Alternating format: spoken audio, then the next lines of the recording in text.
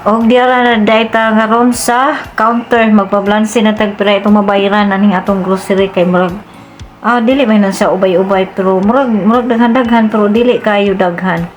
So mana balanse una to paigo ba nga to ang cash nga kwarta. Kay budget ganita kay maglisod na og di ta mag-budget pataka ta gasto kay na mahuman tikaan ta daghan pero tagbayaran nun. Sa bayron nun sa atong eskwela sa Pilipinas. Renta sa atong eskwela sa Pilipinas. Hay mga palangga gikan na jumi karon lang jumi uli gikan na grocery or gikan dami nag gym, nag-exercise sa gym. Unya pagkahuman na mo diretso mi og grocery or so wala pa dai ning kaon garing gutumahan pagkahuman na mo grocery o paghuman na mo exercise so muna ning kaon diretso kay mura kog nangurog pagkahuman ba kay go work out good.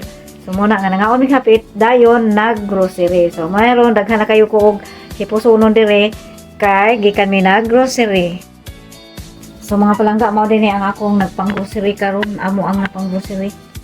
Nagpalit po si akong bana kung saan siya kanang luto daan chicken wrap dayo luto daan.